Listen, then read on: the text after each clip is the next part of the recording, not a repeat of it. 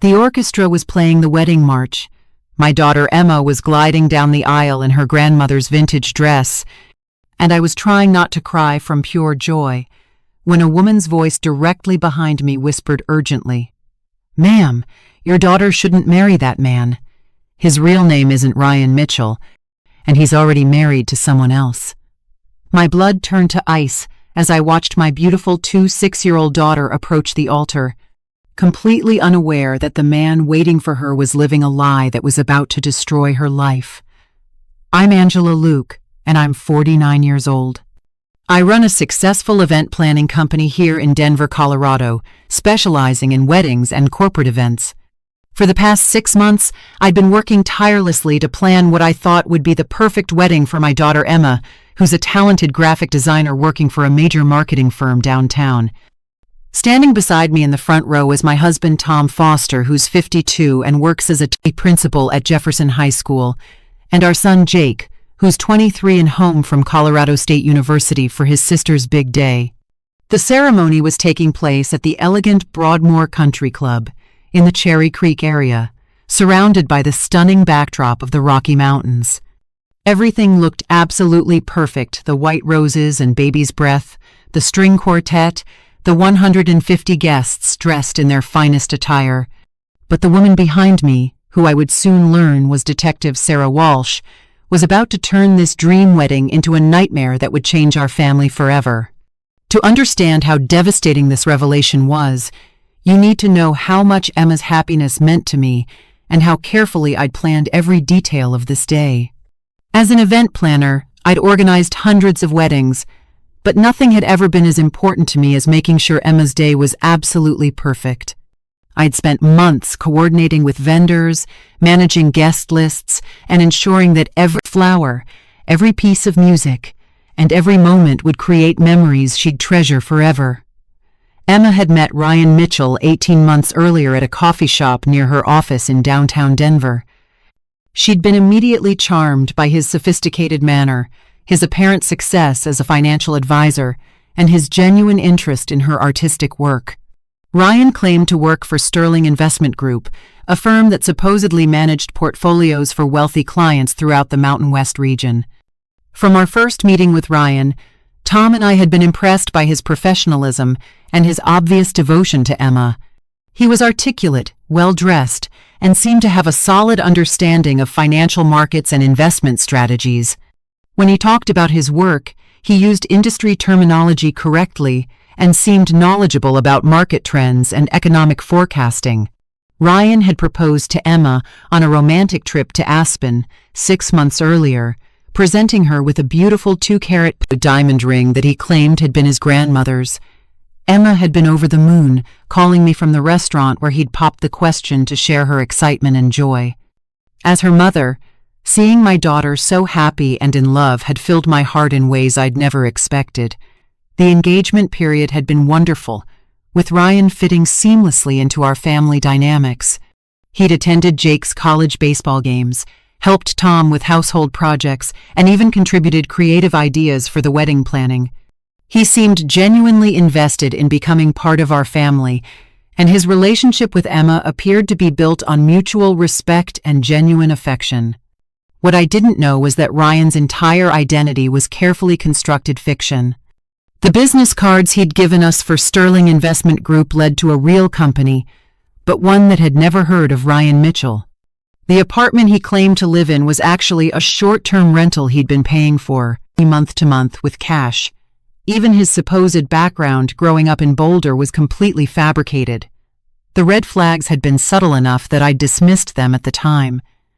Ryan never seemed to have college friends or childhood acquaintances. His family history was vague, with claims that his parents had died in a car accident and that he'd been raised by an elderly aunt who'd also recently passed away. He had no social media presence, which he explained by saying he preferred privacy in his professional life. Most concerning, Ryan always insisted on handling wedding expenses in cash, claiming he preferred not to use credit cards for large purchases. While this had struck me as unusual for someone in the financial services industry, he'd explained it as a personal philosophy about avoiding debt and maintaining financial discipline. 3 weeks before the wedding, I'd had a nagging feeling that something wasn't quite right, but I'd attributed it to normal pre-wedding anxiety. Emma was so happy, and Ryan seemed so devoted to her, that I'd convinced myself my concerns were just protective maternal instincts. I'd even made a point of not sharing my vague worries with Tom, not wanting to create problems where none existed. The morning of the wedding had been everything I'd hoped for.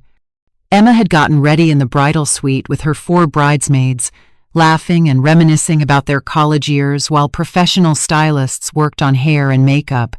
Tom had been emotional but proud, practicing his father of the bride speech and adjusting his tie nervously in the mirror. Ryan had arrived at the venue early with his best man, Chris Bennett, who claimed to be his college roommate and longtime friend. Chris seemed nice enough, though I'd noticed he was vague when asked about specific memories or experiences he'd shared with Ryan. At the time, I'd assumed he was just nervous about his best man duties. The moment Detective Sarah Walsh whispered her warning, my world tilted on its axis. I turned around slowly to see a woman in her early 40s with short brown hair and an expression of grim determination. She was dressed appropriately for a wedding guest, but something about her posture and the way she was scanning the crowd suggested she was there on business rather than celebration. "Excuse me?" I whispered back, trying to keep my voice low as the processional continued. "My name is Detective Sarah Walsh with the Denver Police Department," she said quietly, showing me her badge. "The man your daughter is about to marry is not who he claims to be. His real name is Marcus Webb, and he's wanted in connection with multiple marriage fraud cases across 3 states. The blood drained from my face as I watched Emma reach the altar, her face glowing with happiness as she took Ryan's or Marcus's hand. The officiant was beginning the ceremony, asking the gathered guests to be seated as he welcomed everyone to celebrate Emma and Ryan's union. "This has to be some kind of mistake," I whispered desperately. "We've known Ryan for over a year. He works in financial services. He's been nothing but wonderful to our family." Detective Walsh's expression was sympathetic but firm. "Mrs. Luke, I understand this is shocking, but Marcus Webb is a professional con artist who specializes in targeting young women with stable families and good jobs. He creates false identities, fake careers, and elaborate backgrounds to gain trust before disappearing with whatever money or valuables he can obtain." I felt Tom's hand on my arm as he noticed my distress. "Angela, what's wrong?" he whispered, clearly picking up on the urgent conversation happening behind us. Before I could answer, Detective Walsh continued with information that made my stomach drop. 3 weeks ago, we arrested Marcus Webb's accomplice in a scheme that defrauded 6 families in California and Nevada. She provided information about his current location and his next target, your daughter Emma. The officiant was now asking if anyone had reason why Emma and Ryan should not be wed, and I felt panic rising in my chest. This was my moment to speak up, to stop this ceremony before it went any further. But how could I destroy my daughter's happiness based on the word of a stranger? "What kind of proof do you have?" I asked, desperately. Detective Walsh pulled out her phone and showed me a photo of Ryan, with a different name beneath it, Marcus Webb, wanted for marriage fraud, identity theft, and grand larceny. The photo was unmistakably the same man who was now reciting wedding vows to my daughter. "We also have testimony from his previous victims," she continued. "Marcus creates elaborate fake identities, courts women for 12 to 18 months, and then disappears after the wedding with their savings, jewelry, and anything else of value he can liquidate quickly." Tom leaned over to see what we were discussing, and his face went white when he saw the police. Photo. Our son Jake, sitting on the other side of Tom, noticed the commotion and looked confused about what was happening. At the altar, Emma and Ryan were exchanging rings, and I could see the pure love and trust in my daughter's eyes. She had no idea that the man she was marrying had done this before, that their entire relationship had been a calculated deception designed to steal from her. "How do we know he hasn't changed?" Tom whispered desperately. "Maybe he really does love Emma. Maybe this time is different." Detective Walsh shook her head. Mr. Foster. Marcus Webb has been running these cons for over 8 years. His last victim was a teacher in Las Vegas who lost her entire life savings and her grandmother's jewelry collection. He disappeared the day after their wedding, and she never saw him again. The weight of this information was crushing. I thought about Emma's savings account, which she'd mentioned contained over $40,000 she'd been accumulating for their future home. I thought about the family heirlooms she'd been planning to share with Ryan, including my mother's diamond earrings and my grandmother's antique necklace. What happens if we don't stop this? I asked. Based on his previous pattern, Marcus will disappear within 24 to 48 hours after the ceremony, Detective Walsh explained. He'll drain Emma's bank accounts, steal any valuable items he can carry, and vanish completely. Emma will be left devastated emotionally and financially. The officiant was now asking Emma and Ryan to face each other and speak their personal vows. Emma's voice carried across the venue as she told Ryan how much she loved him, how grateful she was to have found her soulmate, and how excited she was to build a future together. We have to stop this, Tom said quietly, and I could see he was struggling not to stand up and interrupt the ceremony himself. But Detective Walsh had more shocking information to share. There's something else you need to know. Marcus Webb is actually married to someone else. His legal wife lives in Phoenix, Arizona, and has been looking for him for 2 years. This marriage ceremony is completely illegal, and if it proceeds, Emma could face legal consequences for unknowingly participating in bigamy. That revelation was the final straw. Not only was Ryan a fraud and a thief, but he was also making Emma an unwitting participant in a crime. I couldn't let my daughter unknowingly commit bigamy or set herself up for financial ruin and emotional devastation. As Ryan began reciting his personal vows to Emma, I made the decision that would change everything.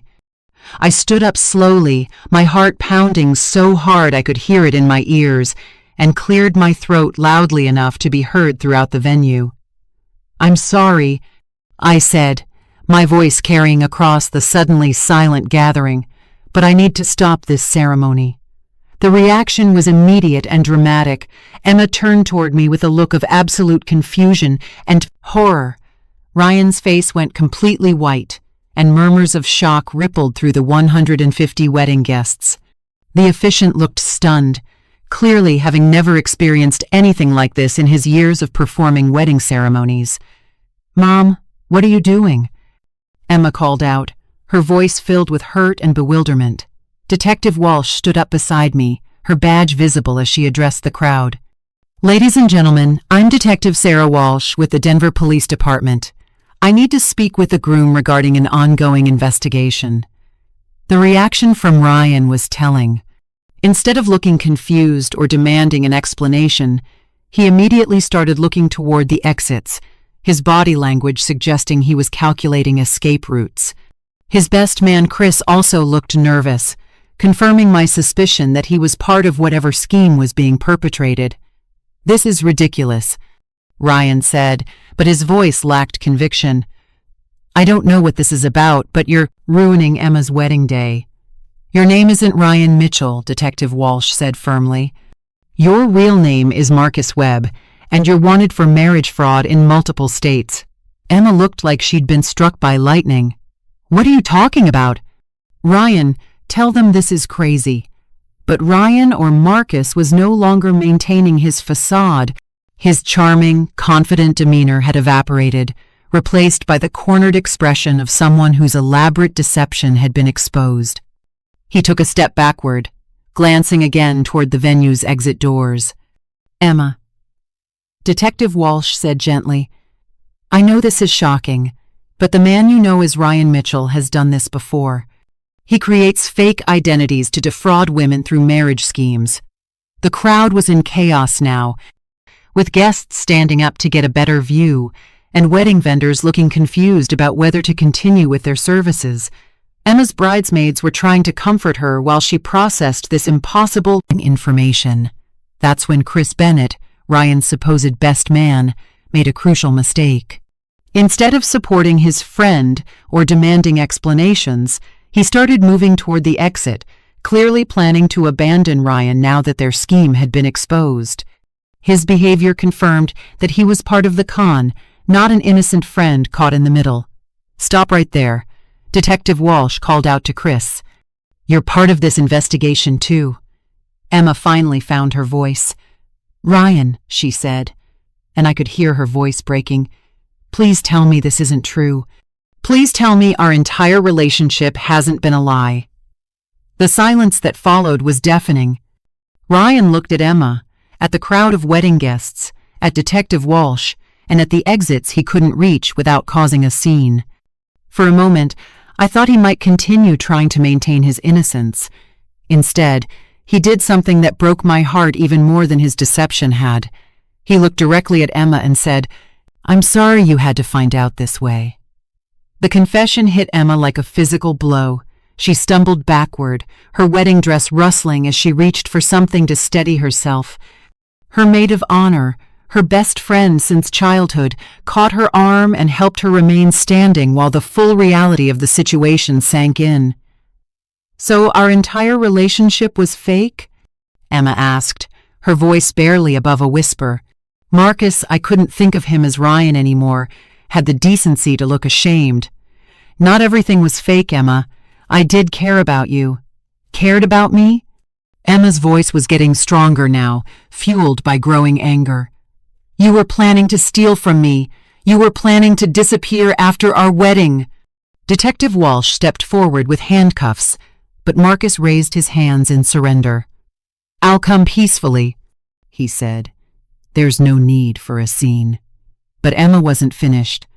Standing there in her wedding dress, surrounded by the elaborate decorations I'd spent months coordinating, she demanded answers that Marcus owed her. "How much of it was lies?" she asked. "Your job, your family, your entire background?" "All of it," Marcus admitted.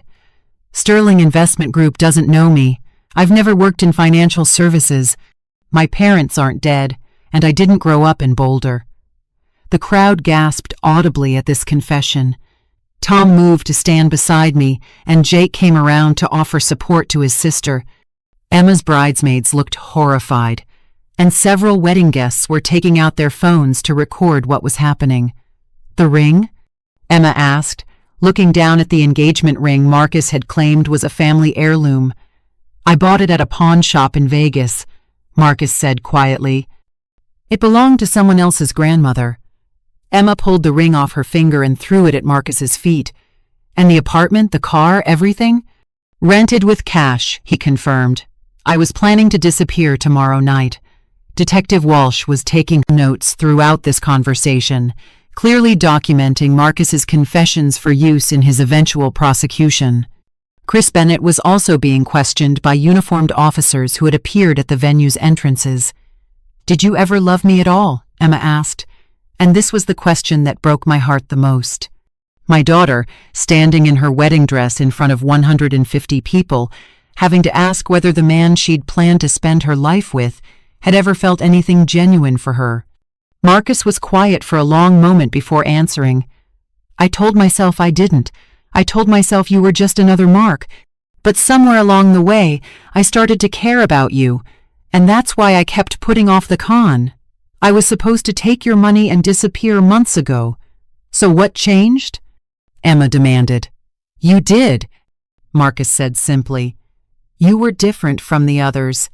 You were kind and trusting and talented, and you deserved better than what I was planning to do to you. But I didn't know how to stop being who I was." Detective Walsh interrupted this conversation to formally arrest Marcus Webb for fraud, identity theft, and attempted bigamy. As she read him his rights, I watched Emma process the reality that the man she'd been planning to marry was being led away in handcuffs. The venue staff looked confused about how to handle the situation. The flowers were still beautiful, the orchestra was still assembled, and dinner was being prepared in the kitchen, but there was obviously no wedding to celebrate. Maria Santos, the professional wedding planner I'd hired to coordinate the day's events, approached me with a clipboard and a bewildered expression. "Mrs. Luke, she said quietly. "What would you like us to do about the reception?" I looked at Emma, who was now crying openly while her bridesmaids tried to comfort her. I looked at Tom, who was clearly struggling with anger and protective instincts. I looked at Jake, who seemed confused about how to help his sister through this unprecedented situation. "Cancel everything," I said. "Send the guests home and pack up the gifts. We'll figure out the financial details later." But Emma surprised me by speaking up. "No," she said firmly, wiping tears from her face. "Don't cancel the reception." "Honey," I said gently, "I don't think you want to. I want to thank everyone who came here today to support what they thought was my wedding," Emma interrupted. "These people took time out of their lives to be here for me. The least I can do is feed them and thank them properly. So that's what we did. We held the most unusual reception in wedding history, with Emma still in her wedding dress, thanking guests for their support while explaining that she'd learned some difficult truths about her fiancé. Many guests stayed to offer comfort and support, turning what could have been a humiliating disaster into a demonstration of community and family love. The weeks following Emma's non-wedding were challenging, but ultimately transformative for our entire family. The legal proceedings against Marcus Webb revealed the full scope of his criminal activities, including the fact that he'd defrauded 11 women across 4 states over the past 8 years, stealing a combined total of over $300,000 and countless family heirlooms. Emma's recovery was gradual but steady. The initial shock and heartbreak gave way to anger, then to a kind of grim determination to help ensure that Marcus couldn't hurt anyone else. She worked closely with Detective Walsh to provide evidence about Marcus's methods and behavior patterns, information that proved crucial in building cases against him in multiple jurisdictions. The financial impact on Emma was significant but not devastating, thanks to Detective Walsh's timely intervention. Marcus had been planning to clean out Emma's bank accounts during their honeymoon, but the arrest prevented him from accessing her savings or stealing her grandmother's jewelry, which she'd been planning to wear to the reception. More challenging was the emotional recovery. Emma had to come to terms with the fact that someone she'd trusted completely had been lying to her about everything. She started seeing a therapist who specialized in helping victims of fraud and manipulation, working through feelings of betrayal, self-doubt, and anger. The community response was overwhelmingly supportive. Emma's story, which was covered by local news outlets, prompted several other women to come forward with information about men who'd approached them with similar backgrounds and behavior patterns. Detective Walsh later told us that Emma's case had helped break open a larger investigation into organized marriage fraud schemes operating throughout the western United States. Emma's employer at the marketing firm was incredibly understanding, giving her time off to deal with the legal proceedings and emotional recovery. When she returned to work, she threw herself into her graphic design projects with renewed focus, using creativity as a way to process and move beyond the trauma she'd experienced. 6 months after the wedding that wasn't, Emma moved to a new apartment and started dating again, though much more cautiously. She'd developed a healthy skepticism about people who seemed too good to be true, and she insisted on thorough background checks and verification of anyone's professional or personal claims. The legal resolution took nearly a year, but Marcus Webb was eventually sentenced to 12 years in federal prison for his crimes across multiple states. During his sentencing hearing, Emma chose to give a victim impact statement, describing not just the financial harm he'd attempted to cause, but the emotional devastation of discovering that someone she'd loved completely had never existed. Marcus Webb stole more than money from his victims, Emma told the court. He stole our ability to trust, our faith in love, and our belief that people are fundamentally good. Those things are much harder to replace than anything he could have taken from our bank accounts. Chris Bennett, Marcus's accomplice, received a 5-year sentence for his role in the fraud scheme. Detective Walsh later explained that Chris had been Marcus's partner for over 3 years, helping to research victims and create believable background stories for Marcus's fake identities. The wedding vendors were incredibly understanding about the situation.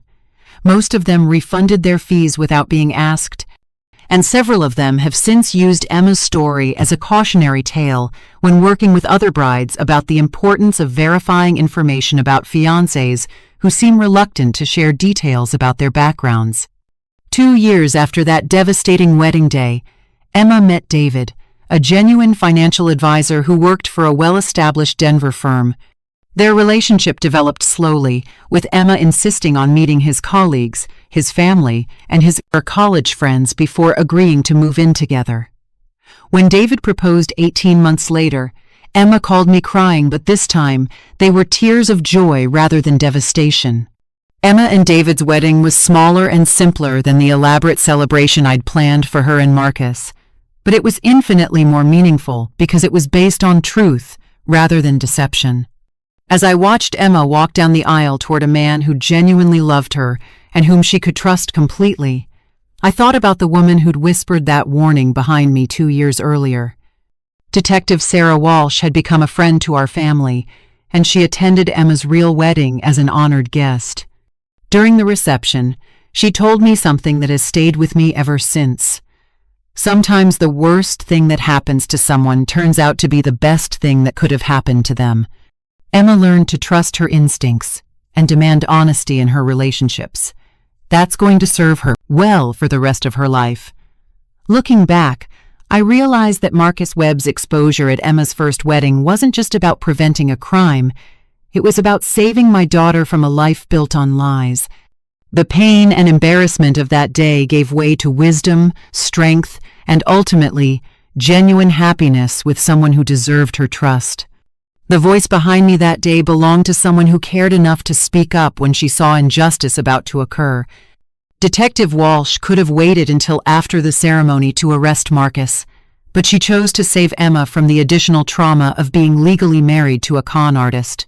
Her courage to interrupt a wedding ceremony and her compassion for a victim she'd never met exemplified the best of human nature. Emma now volunteers with fraud victim support groups, helping other women who've been targeted by romance scams and marriage fraudsters. She uses her graphic design skills to create educational materials about the warning signs of dating deception, and she speaks at workshops about trusting your instincts when something feels wrong in a relationship. The most important lesson Emma learned wasn't about avoiding con artists. It was about valuing herself enough to demand honesty and authenticity from the people in her life. The woman who stood at that altar in her wedding dress and demanded the truth from Marcus Webb had found a strength she never knew she possessed. And sometimes, when I'm planning weddings for other families, I think about how a single voice speaking up at the right moment can change the entire course of someone's life. The woman behind me didn't just save Emma from financial theft, she saved her from a lifetime of wondering whether the person she'd married had ever been real at all.